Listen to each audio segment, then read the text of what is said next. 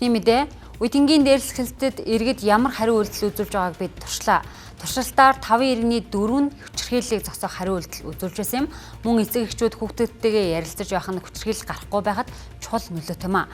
Мэдээллийг студиэс сэтгүүлч Эрдэнэ цэцэг дэлгэрүүлэн хүргэнэ. За баярлалаа орой минь хүргэе. Тэгэхээр 20 орчим сурагч бүлэглэн удаа дараа хүчирхийлэл үйлддэг байсан нийл болсон. Тухайн хүүхдүүд бол байнга явдаг замтаа, зам дагуу таарлсан, танил олон таарлсан хүүхдүүдээ хүчирхийлдэг байсан байгаа юм. Үүнтэй холбоотойгоор бид Үйтэнгийн дээрлэхэлтэд иргэд ямар хариу үйлдэл үзүүлж байгааг соёл урлагийн их сургуулийн оюутнуудтай хамтран туршилт байдлаар бичлэг хийсэн юм. Мэдээж бичлэгийг аль болох бодит юм шиг харагдуулах үүднээс хичээсэн. Үүнтэй холбоотойгоор бичлэгт оролцсон иргэдээсээ мөн хүлцэл өчье. Ой.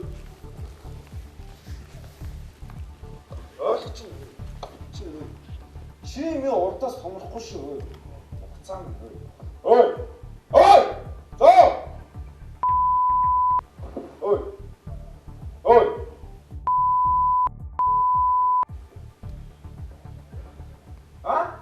Тань ямар амгатай.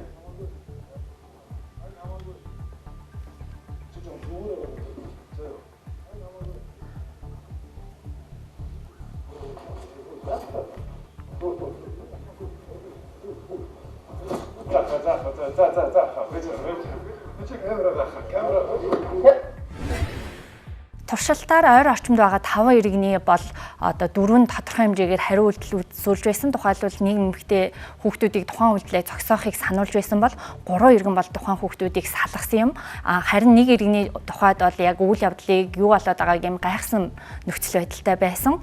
Тэгэхээр яг энэ туршилтанд оролцсон иргэд болон оюутнуудын сэтгэлдлийг сонсъё. Тэрийг харан шууд зүрх залгалаа л.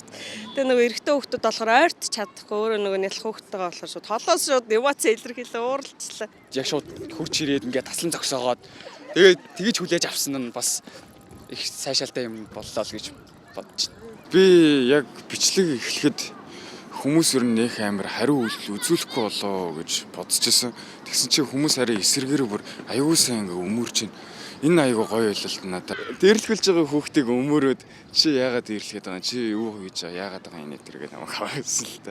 За Үйтэнгийн дээрлэхэлттэй холбоотой тоо мэдээллийг танилцуулъя. Тэгэхээр 12-оос 18 насны 4200 гаруй сурагч энэ судалгаанд хамрагдсанаас 82.8% буюу 10 хүүхэд тутмын 8 нь хүчирхийлэлд өртдөг гэж хариулсан байгаа юм. Тэдгээр хүүхдийн бол 30% сургуулийн орчинд энэ хүчирхийлэлд өртсөн. Тэр дундаа бол 47.6%-ийг ахлах ангийн буюу дээд ангийнх нь сурагч үйлцдэг, 15%-ыг багш нар үйлцдэг гэж судалгаан дээрээ мэдээлэл өгсөн байгаа юм. Тэрчлэн Үйтэнгийн дээрлэхэлтийн тохиолдлын тоог 2024-ээс 2025 оны байдлыг ингээ харьцуулаад үзэх юм бол бие махбодын хүчирхийлэл бол 2800, бис сэтгэл санааны хүчирхийлэл 3276, харилцааны хүчирхийлэл 5812, цахим 2491, бусад хүчирхийлэл 1730 гэсэн юм хариултыг өгсөн байгаа юм. Иймээс бид хүүхдүүд сургуулийн орчинд хүчирхийлэлд хэр өртөж байгааг тодруулсан юм а. Гоё байгаа охиныг энэ ямар маягтай юм бэ? Энэ ямар гоё юм бэ? Энэ өөрийгөө юу бодцээ гэж муухай хараалаар хэлнэ. Эсвэл нөгөө талаараа энэ амир тийм юм, энэ амир ийм гэл. Эсвэл зүгээр юм чимээгүй дараахан байгаа хүүхдүүдийг амир номэ ийм тийм гэд. Ерөөсөө яг хүнийг ямар ч байсан, яаж бие авч явсан ер нь тэгэл дандаа муулж ингэж хараад янз бүрийн ингэж газар нэгнтэй очиж муулж дээрлэгдэг. Ер нь манай үеийнхэнд бол тийм амар их байдаг. Ээжтэйгээ маш сайн ярилцдаг. Тэгээд ээжээ ингээд ийна тэгээд ийна гингүү тэгээд хамаа чадлаараа туслаад ойлголцоод гоё ярилцдаг. Ер нь 2-3 жилийн өмнө ер нь манай ингээд байсан гэх юм уу. Гэтэ яг анги дотроо биш ер нь дээд талаас яг энэ байсан. Одоо болохоор ер нь тийм дээрлэл мэрэлтийн асуудал байхгүй болцсон. Хэрэг ер нь хэрхэн яаж таслан зогсоосон бэ?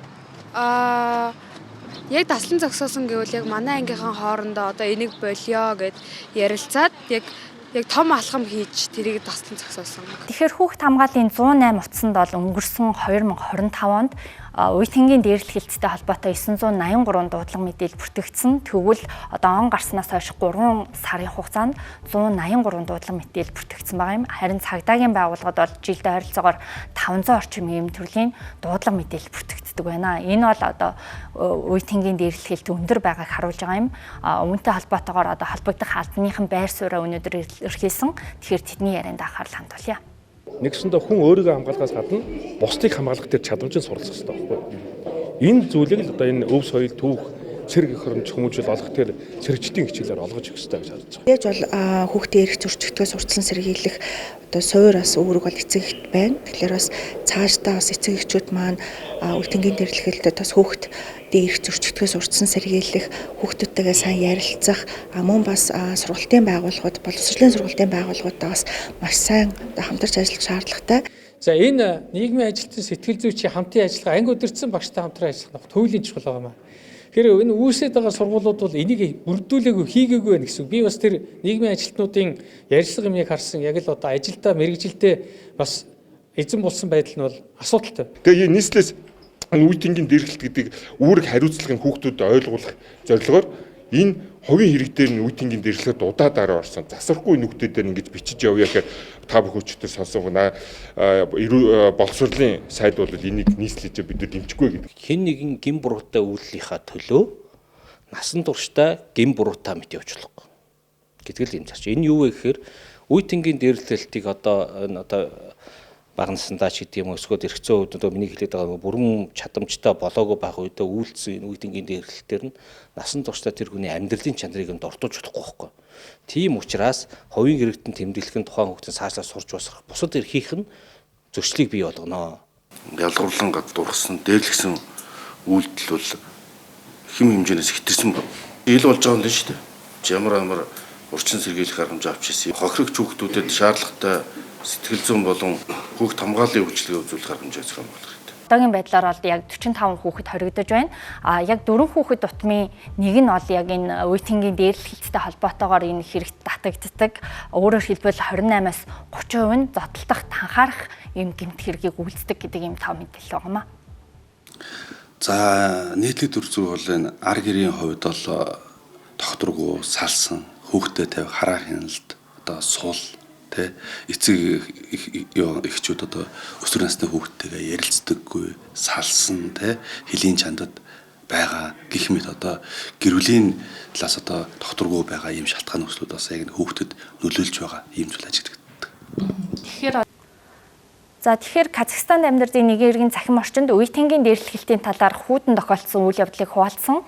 Түүний 5 дугаар ангийн хүүхдийг нөгөө ангийнх нь 5 сурагч одоо дээрлэхэж биед нь халдаж Монгол мөнгөөр 2 сая төгрөг хэмжилсэн юм үйл явдал болсон байгаа юм. Бид тухайн иргэнтэй захимаар холбогдож одоо тухайн үйл явдлын талаар тодорхойлох гэж байна.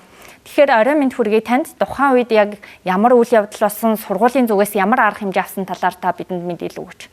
Хэрвээ дахиад ийм үйл явдал болоод мөнгө нэхээ тэгээд энэ манайхаа орчлон гэдэг. Тэгээд орчлонгийн би дахиад ингээд хурж халтах юм бол сургуулиас хөөх арга хэмжээ авна. Тэгээд энэ нэгсэн мөнгөө чинь болохоор танай ар гэр бүлээс чинь ингээд нэхэмжлээд орчлонгийн ар гэрч төлөөлж өгнө шүү.